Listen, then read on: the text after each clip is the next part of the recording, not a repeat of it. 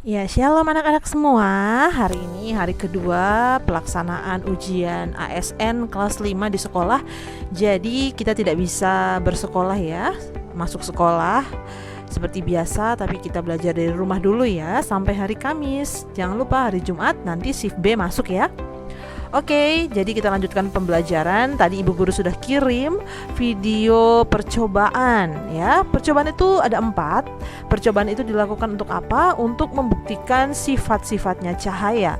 Jadi ternyata bukan cuma orang yang punya sifat ya. Kalau kita manusia punya sifat apa? Sifatnya suka tertawa, ceria, sifatnya itu suka memberi. Nah, tapi kalau cahaya sifatnya apa?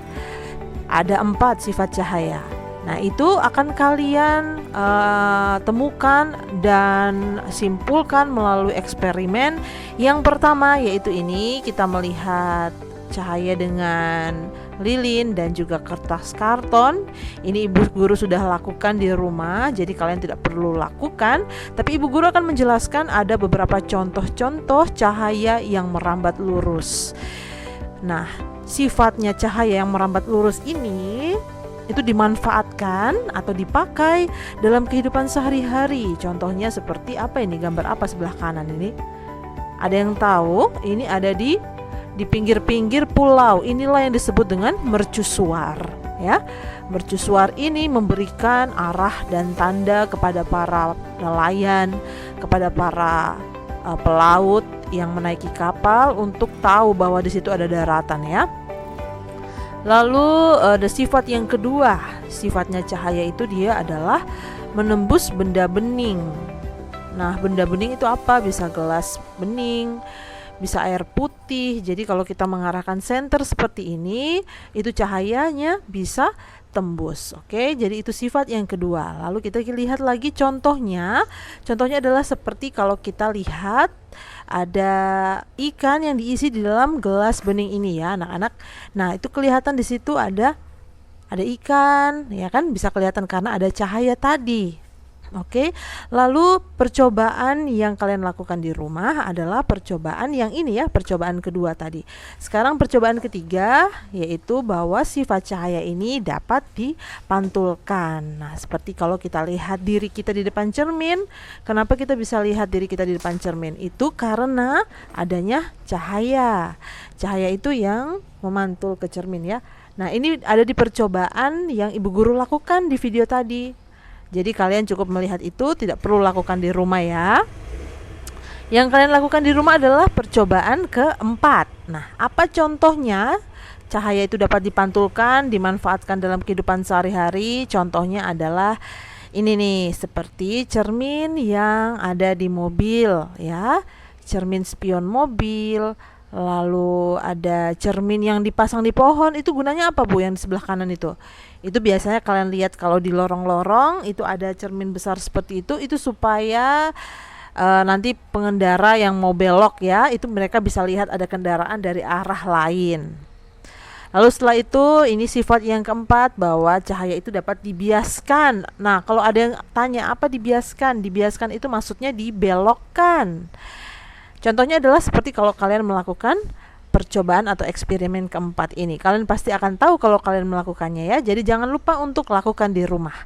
Nah, berikutnya. Ini dia contohnya, apa itu cahaya dapat dibiaskan atau dibelokkan. Contohnya dalam kehidupan sehari-hari seperti apa, Ibu Guru? Contohnya adalah lihat bahwa dasar kolam renang ini kelihatannya sepertinya pendek ya, padahal itu sebenarnya tidak sependek itu, Nak. Itu sebenarnya lebih dalam. Lebih dalam daripada yang kita lihat dari atas ya. Itu kenapa tulisan yang hitam itu jadi kelihatan lebih besar, seakan-akan dia pendek, padahal sebenarnya dalam. Yaitu karena cahaya itu dibiaskan ya, atau dibelokkan. Oke. Selain cahaya itu punya sifat-sifat tadi, ternyata cahaya itu juga bisa diuraikan. Bagaimana itu, Ibu Guru? Contohnya ya, cahaya yang diuraikan itu, cahaya ketika dia terkena dengan kaca prisma, dia akan menghasilkan warna-warna sedemikian rupa. Yang warna-warna itu kalau dalam kehidupan sehari-hari kita sebut pelangi. Ya, pelangi itu sebenarnya terjadi karena cahaya yang dari matahari itu terkena titik-titik air yang ada di udara.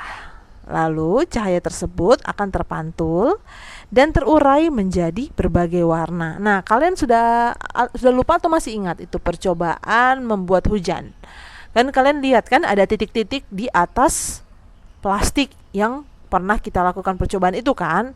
Nah, cahaya itu kemudian kalau di udara ya, di langit kita itu dia mengenai titik-titik air yang menggantung di udara kita ini, di atas langit ini. Lalu cahaya tersebut akan terpantul dan terurai menjadi warna-warna ini yang disebut dengan pelangi. Oke? Nah, selain cahaya itu juga dia terurai ya, dia juga punya sifat-sifat cahaya tadi ada 4. Lalu cahaya itu juga dia terurai. Nah, cahaya itu juga terpantul. Nah, ini juga sifatnya tadi kan. Sifat yang kedua tadi, cahaya terpantul di depan cermin. Nah, ini sifat yang kedua tadi kan, cahaya terpantul di depan cermin. Bagaimana kita bisa melihat wajah kita di depan cermin? Karena ada cahaya yang memantul di situ.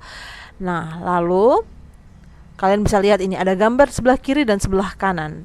Ternyata anak-anak pemantulan cahaya itu ada 2. Dia itu dipantulkan teratur dengan berbaur atau tidak teratur ya. Itu yang sebelah kanan. Apa yang membedakan kedua hal atau kedua gambar ini, Nak? Perhatikan kalau gambar sebelah kiri itu bidangnya ya atau tanahnya ya yang di bawah itu bidangnya itu datar, lurus ya. Lurus kan? Tidak seperti yang kanan. Yang sebelah kanan bagaimana? Bidangnya bergelombang. Jadi, garis-garis itu tuh diumpamakan seperti arahnya datang cahaya. Lurus-lurus ya seperti panah itu contohnya. Ketika cahaya itu terkena bidang yang datar, lurus seperti yang sebelah kiri, maka dia akan terpantul dengan teratur, ya, teratur dia memantulnya. Seperti tadi, percobaan yang ibu guru lakukan, waktu ibu guru pantulkan cahaya di cermin, dia akan memantul ke dinding, menghasilkan cahaya yang terang benderang dan jelas. Bagaimana kalau yang sebelah kanan ibu guru? Yang sebelah kanan, dia terpantul di mana ibu? Itu bidang apa yang begitu contohnya setiap hari? Ayo, bidang apa? Kalau yang tidak teratur ini, yang bergelombang. Nah, contohnya seperti di air. Air itu kan bergelombang, Nak. Dia tidak rata seperti kaca. Jadi pantulan cahayanya itu bisa dilihat akan tidak teratur. Mana Bu contohnya? Ayo kita lihat. Ya anak-anak, contoh pemantulan cahaya yang teratur. Cahaya yang teratur itu contohnya adalah seperti pada cermin ya. Coba lihat pantulan dari itu tuh apa? Lilin itu ya. Dia bayangan lilin itu bisa muncul di cermin karena ada cahaya yang mengenai lilin sehingga lilin boleh kelihatan di cermin. Lalu perhatikan hasil pantulan gambarnya lilin itu bagaimana? Apakah lilinnya terlihat tidak jelas? Apakah terlihat lebih besar, lebih kecil? Tidak ya, terlihat sangat jelas dan bahkan ukurannya sama dengan aslinya ya, aslinya lilin itu. Bagaimana dengan yang sebelah kanan? Wah, sebelah kanan itu juga kelihatan jelas ya gunungnya. Kenapa dia kelihatan jelas, Nak? Padahal dia di air. Iya, karena dia ada di air danau. Air danau itu cenderung lebih tenang, tidak bergelombang ya, seperti air laut yang berombak. Nah, bagaimana kalau misalkan cahaya itu terpantul di permukaan yang tidak teratur atau dia terhambur-hambur cahayanya itu? Coba kita perhatikan ini. Ya, garis itu tuh melambangkan arah cahaya yang datang. Misalkan seperti yang sebelah kanan itu. Contohnya apa Bu sehari-hari? Contoh sehari-harinya itu adalah seperti ini. Itu ya ibu guru bilang tadi ya, permukaan air yang bergelombang. Perhatikan pantulan dari gambar kapal itu, kapal di atas ya. Itu kapalnya bagaimana? Kelihatan jelas tidak di bawah itu? Pantulannya di air. Tidak jelas ya, seperti keriting-keriting gambarnya. Lalu sebelah kanan coba lihat bagaimana? Sebelah kanan itu kan kelihatan ada bangunan ya, bentuknya ada melingkar-melingkar toh. Coba lihat di air. Di air tidak kelihatan, yang kelihatan cuma warnanya. Tidak kelihatan bentuk bangunannya. ya, tidak jelas. Itu kenapa? Itu karena cahaya itu terpantul pada permukaan atau bidang yang tidak teratur alias bergelombang. Nah, ini apa ini? Ini bukti apa? Ini adalah bukti bahwa cahaya itu apa tadi? Coba kita lihat yang pertama.